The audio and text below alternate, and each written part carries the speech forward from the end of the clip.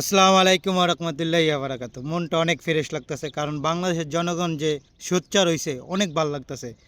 কী কারণ বলতেছি, কারণ বাজারে এগে যে সাংবাদিক মুন্নি সাহা কী না করছে 16-17 বছর, সে কি পাচাটা গোলামি করছে, রয়ের এজেন্ট ছিল, কত কিছু, মানে সে আমাদের মুসলমানদারে ধ্বংস করে লাইতেছিল। কী কারণে ধ্বংস করে, মানে হুজুরটা কিছু একটা করলেই সে এতভাবে রিপোর্ট বানাইতো।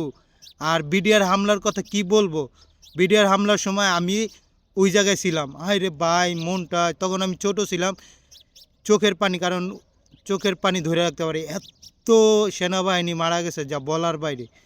এই বড় বড় অফিসার 57 জন অফিসার মারা গেছে। তো দেখুন আমাদের কয়েকটা কলিজা কিছু চাটুকার সাংবাদিকদের ভূমিকার কারণে সাগরণী হত্যা হয়েছে। এই দেশের সেনাবাহিনী যখন পিলখানার যখন হত্যাকাণ্ড হয়, পিলখানার হত্যাকাণ্ডের সর্বপ্রথম মির্জা সেনাবাহিনীকে আপনি করছেন। আপনার মিডিয়ার মাধ্যমে আপনারা যখন ভুল তথ্য দিচ্ছেন, আপনাদের মাধ্যমে সর্বপ্রথম সেনাবাহিনী মিসগেট হয়েছে।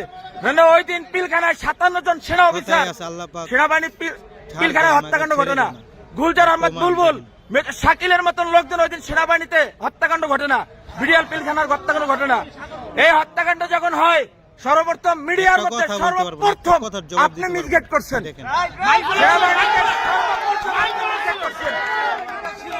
এই দেশে 52,000 রয়েল সদস্য, এর ভিতরে আপনি একজন।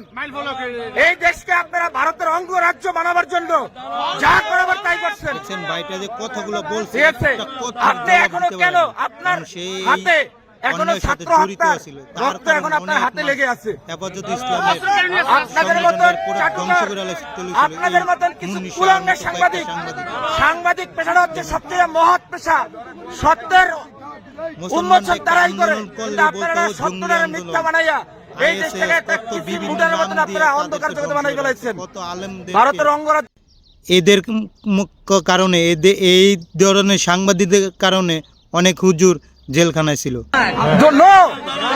কথাগুলো শুনুন, সবাই ভালো থাকবেন। আসসালামু আলাইকুম রহমতুল্লাহি বারাকাতু। আর এইসব ধরনের সাংবাদিক থেকে দূরে থাকবেন, সবসময় ভালো থাকবেন।